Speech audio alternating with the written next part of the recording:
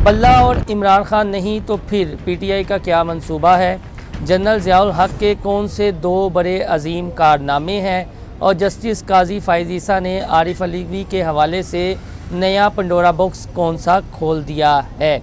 अस्सलाम वालेकुम जी, inside story के साथ मैं मोहसिन बिलाल और ये तीन बातें या तीन ख़बरें आपके साथ अपने इस वीलॉग में शेयर करूँगा। लेकिन उससे पहले आपसे दरख्वास्त है कि हमारा चैनल इनसाइड स्टोरी लाइक और सब्सक्राइब कर लें और बेल आइकॉन का बटन भी दबा लें। सबसे पहले बात कर लेते हैं जी जनरल ज़ियाउल हक़ शहीद के हवाले से जो रिमार्क्स दिए थे चीफ जस्टिस साहब पाकिस्तान काजी फ़ाइज़ ईसा ने कि मैं उनको सदर नहीं मानता। तो इतने बड़े मनसब पर बैठा हुआ शख्स उन्हें ये चाहिए कि अल्फाज के चुनाव में हमने पहले भी जिक्र किया कि एहतियात कर लेते तो बेहतर होता।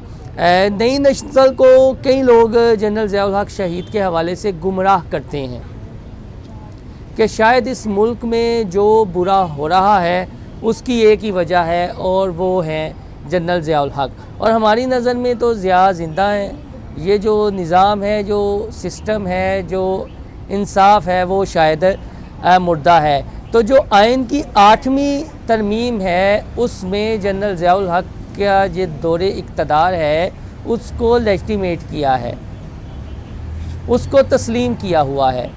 तो फिर ये बहस ख़त्म हो जाती है कि कोई मानता है या नहीं मानता। कल को chief justice of Pakistan justice Qazi Faez Isa अपनी कुर्सी पर ना रहें तो जो उनके मुतासरीन हैं उनमें से उठकर अगर कोई ये कहते जी कि मैं तो उन्हें चीफ जस्टिस मानता ही नहीं हूँ, इनकी तस्वीर जो है वो यहाँ से हटाई जाए, तो फिर क्या होगा? दुनिया एक मकाफ़ात अमल भी तो है, इंसान जो बोलता है वो काटता भी है। दूसरा मैं ये बात करूँगा कि जनरल ज़ियाउल हक़ का इस कौम पर दो बड़े एहसानात हैं। जनरल ज़ियाउल हक़ शहीद ने जहाँ इस मुल्क का जो निज़ाम दिफा है वो मजबूत किया, वहीं पर इस कौम को एटम बम का तोहफ़ा भी दिया। बुनियाद तो ठीक है जुल्फ़िकार अली भुट्टो ने रखी थी, लेकिन उस वक़्त से लेकर तैयारी तक जो है इसकी सुपरविजन या सरपरस्ती जनरल ज़ियाउल हक़ शहीद ही करते रहे हैं। और जब रशिया ने अफ़गानिस्तान के ख़िलाफ़ जंग शुरू की थी तो पाकिस्तान नहत्ता 1 साल तक रशिया का मुकाबला करता रहा था, जो रशियन रीच के नाम से जाना जाता था कि इसने गर्म पानियों तक एक्सेस करनी है। तो पाकिस्तान पहले अकेला डटा रहा था, फिर अमेरिका और यूरोप इसमें बाद में कूदा था। ये एक तारीख़ी हकीकत है कि 1 साल तक ये जनरल ज़ियाउल हक़ शहीद का विज़न था कि पाकिस्तान अकेला रूस जैसी सुपर पावर के सामने अफ़गानिस्तान के हक़ में डटा रहा। अब ये हक़ाइक़ जो हैं वो कौम के बच्चों को, नौजवानों को नहीं बताए जाते, क्योंकि जनरल ज़ियाउल हक़ के हवाले से एक ख़ास तबका है जो बुग़्ज़ रखता है और जो उनकी लांडरी से निकले हैं अब उनके प्यादे भी बुग़्ज़ रखते हैं। जिस तरह ख्वाजा आसिफ साहब हैं नून लीग के, वो कहते हैं जी हम कौम से माफ़ी मांगते हैं, लेकिन हकीकत ये है कि एजाज़ुल हक़ साहब की गाड़ी के आगे पीछे ये घूमते फिरते रहे हैं।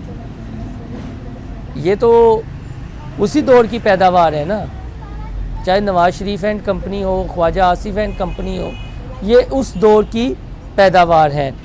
फिर दूसरी जंग अज़ीम के बाद ये तय हुआ था कि कोई भी आर्मी चीफ किसी मुल्क का या आर्म एडमिनिस्ट्रेटिव ये ऐलान नहीं कर सकता एटम बम के धमाकों का। तो यही वजह थी कि 1986 में जो एटम बम बनकर तैयार हो चुका था जनरल ज़ियाउल हक़ शहीद के दौर में, उसके धमाके इसलिए ना किए गए।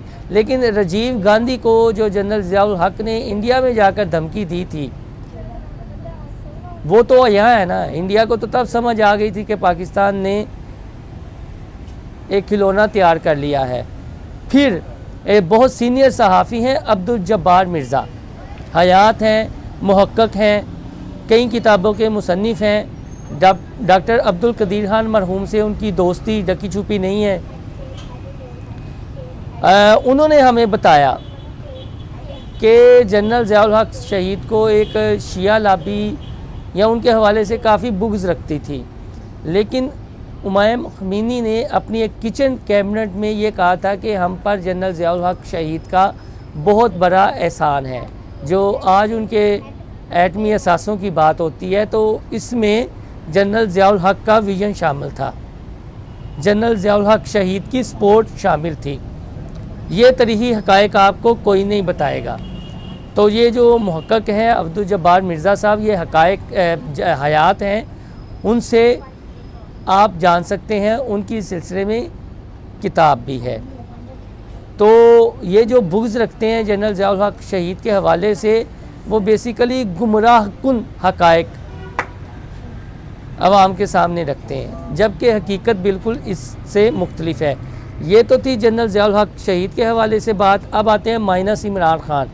एक अब ये बात चल रही है कि अगर माइनस इमरान खान हुआ और बैलेट पेपर पर बल्ले का निशान ना हुआ तो फिर क्या हिकमत अमली हो सकती है।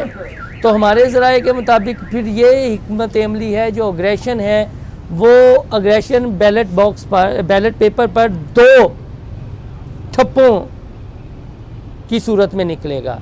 यानी किसी भी जमात के या आज़ादमी के इंतहाबी निशान पर और उसके बाद 2 ठप्पे लगा दिए जाएंगे। उससे क्या होगा, वोटर मुस्तरद होंगे। फॉर एग्ज़ाम्पल एक पोलिंग बूथ में 2000 वोटर्स हैं और उसमें से 200-300 नवाज शरीफ, शेर या किसी और जमात के निकल आते हैं, लेकिन उसमें से 1000 के करीब वोट 2 ठप्पों वाले निकल आते हैं, तो वो तो मुस्तरद हुए। तो इस तरह ये एग्रेशन निकल सकता है अगर बल्ले का निशान ठप्पे पर ना हुआ। माइनस इमरान एक अलग बात है।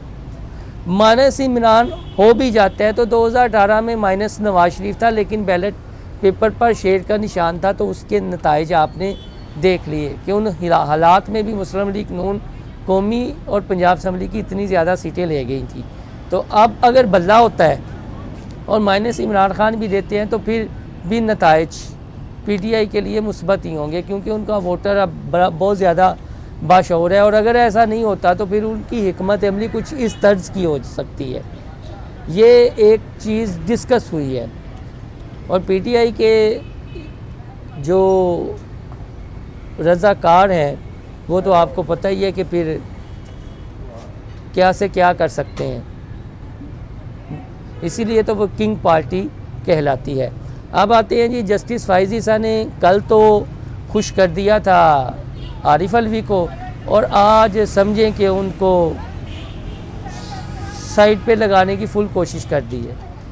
पहले हम ये देख रहे थे कि फैज़ाबाद धन्ना नज़रसानी केस की जो समाअत कर रहे हैं उसमें जनरल फैज़ को फ़िक्स करना मकसूद है, लेकिन वो भी अब नया कट्टा खुल गया है, क्योंकि उसमें मुस्लिम लीग नून के उस वक्त के वज़ीर आज़म और जो वफाकी कबीना है वो भी फिर क्रिकी में आएगी।